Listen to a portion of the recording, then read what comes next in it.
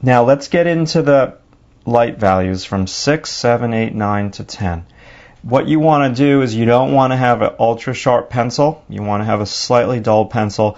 And if you want to cheat, you can hold your pencil back here a little bit. I used to shade that way. But ultimately, what I want you to be able to do is hold your pencil one way and be able to get any tone. Okay?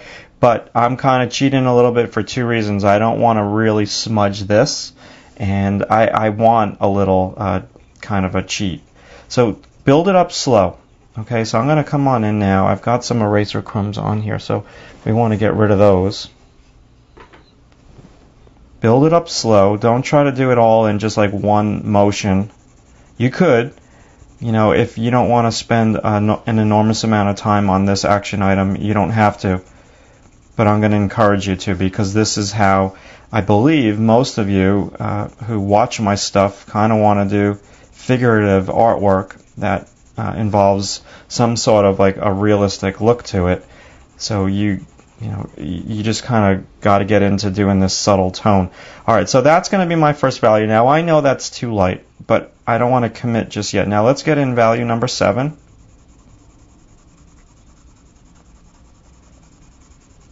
Okay, lots of light touch right here. Not pressing down hard, just going back and forth, building up the value. Now I'm going to come back and shade this. Now the next two values, 8 and 9, are the toughest for people. So I'm going to pull up on my pencil because I'm not smudging this, so I'm pretty confident that I won't mess it up. Now just go nice and easy. Now this is such a good exercise. There are some people that I've had as students in the past where they're so heavy-handed that I ask them to fill up a couple pages in their sketchbook just doing what I'm doing right now, just pressing down really light. Now I'm stopping and I'm squinting at it. And in real life it looks okay. I look at my computer monitor. It's a little light. The grooves in the paper are kind of messing with me a little bit. Now let's do this value.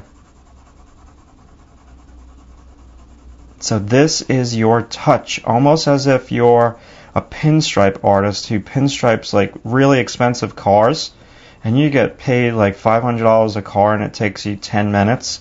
They're paying you that $500 a car because it takes a lot of skill and a lot of training. So you're training your hand right now to be able to get those nice, beautiful, soft tones. Now I'm going to outline this white so we have some kind of context.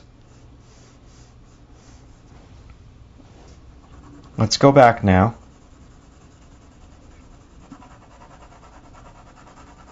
And I'm just using the edge of the pencil. You can hear it. I'm trying to get in to the paper a little bit more. Everything is just way too light.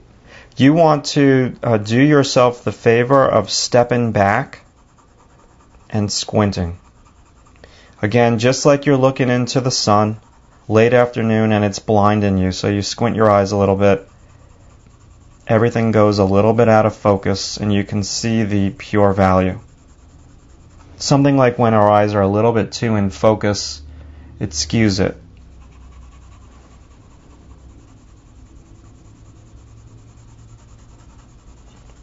So I'm barely pressing down, just gradually building up the Kohl Erase colored pencil.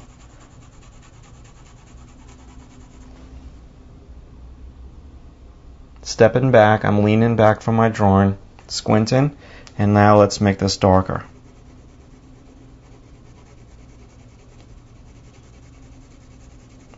I could use the cheat, the brush, and the brush will kind of push the colored pencil into the paper a little bit more, but I don't want to do that just yet.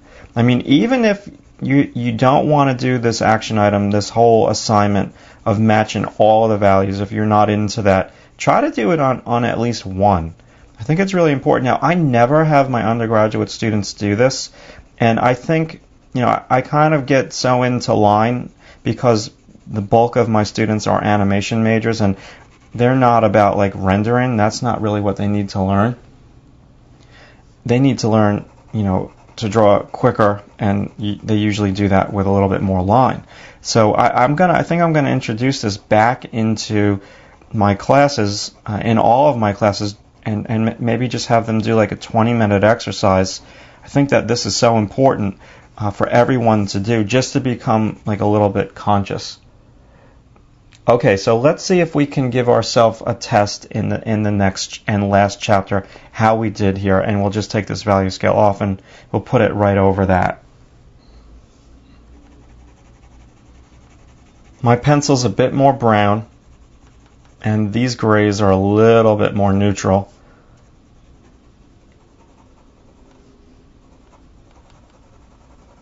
And so it's really hard.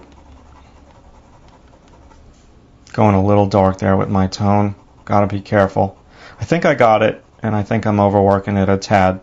But I just want to show you, that, and also that like little lip there is kind of messing with us. If I press down hard on that value scale, it kind of goes against the paper. Yeah, and it's pretty close. Taking into consideration, I'm squinting and I'm looking at all that texture. So this is exactly what I want you to try. I think it's very cool that you try it. And now if we kind of come back here, I'm tilting this a little bit, and we look, that kind of matches okay. Let's just bring it over a touch.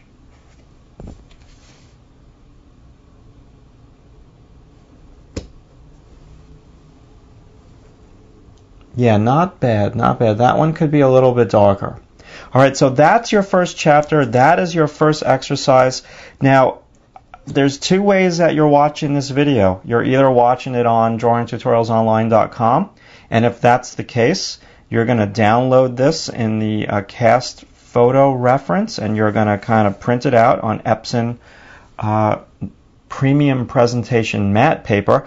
And if you are watching this via a DVD, you are going to get this from one of the CDs that I've included in the box set, and you're going to just bring it onto your hard drive and you're going to print it out the same way.